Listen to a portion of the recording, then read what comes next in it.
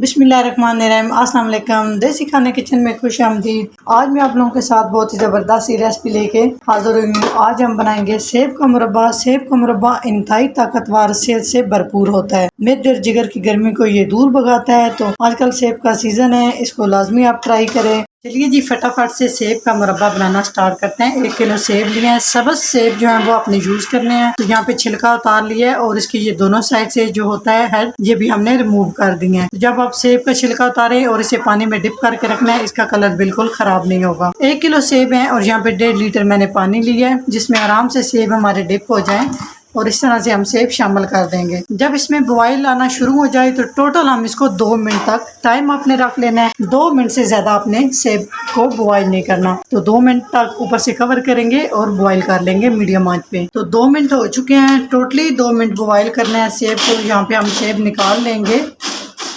और इस तरह से किसी बर्तन में रखते जाएंगे और इनको एक साइड पे कर देंगे। जिस पानी में मैंने सेब को बॉईल किया है, इसी पानी में से टोटल हमें 2 कप पानी चाहिए। जो चाय वाला कप होता है उससे आपने माप के पानी ले लेना है। 2 कप से ज्यादा पानी नहीं लेना जी। तो 2 कप पानी शामिल करेंगे। इसी पानी में ऐड करेंगे हम 550 ग्राम चीनी। 1 किलो में 550 ग्राम चीनी काफी हो जाएगी। चीनी को यहाँ पे हमने मेल्ट कर लेना है मीडियम आंच पे।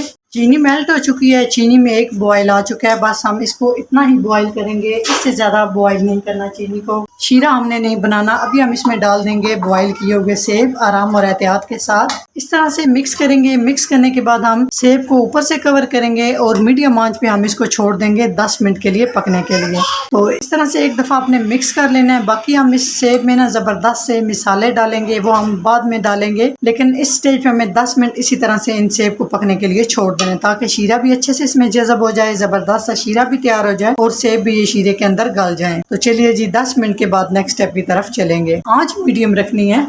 जब हम 10 मिनट के लिए पकने के लिए छोड़ेंगे, इसमें हम डालेंगे 4 से 5 अदद सब्ज इलायची। आप इसमें डाल सकते हैं इलायची पाउडर भी। तो यहाँ पे मैं सब्ज इलायची डाल रही हूँ, इससे बड़ा जबरदस्त फ्लेवर आएगा। मुंह खोल के आपने इस तरह से ऐड कर देनी है और ऊपर से हमने इसको कवर कर देना है जी। तो 10 मिनट के लिए मैंने सेब के मुरब्बे को इस तरह से पकने के लिए छोड़ दिया था। सेब भी हमारे जो है ना गल चुके हैं और माशाल्लाह से आप चाशनी भी देख सकते हैं, आपको कंडीशन नजर आ रही है। इस तरह से ना चाशनी भी हमारी अच्छे से पक के तैयार हो चुकी है। बस हम इसको 10 मिनट तक इतना ही हमने पकाना था, पका लिया है। अभी मैं आपको चेक करवाती हूँ। ये देखें, इस तरह से ये चिपचिपी होनी चाहिए। ये देखें, 1 से 2 तार बननी चाहिए, इससे ज्यादा नहीं। तो अभी हम इसमें कुछ खास मिसाले डालेंगे, जिससे सेब के मुरब्बे का इतना टेस्ट बढ़ जाएगा। यकीन करें, आपको लग रहा होगा कि आप बाजार से लेके खा रहे हैं। इतना ये मजे का इस तरह से टेस्ट इसमें डेवलप होता है। सबसे पहले 1 से 2 चुटकी यहाँ पे मैं ऐड करूंगी नमक। बस इतना ही इसमें नमक जाएगा, इससे ज्यादा नमक ऐड नहीं करना। 2 चुटकी इसमें मैं डालूंगी काली मिर्च का पाउडर, क्योंकि चीनी बादी होती है तो बादी के लिए बहुत ही बेहतरीन चीज़ है काली मिर्च। तो इसमें हम डालेंगे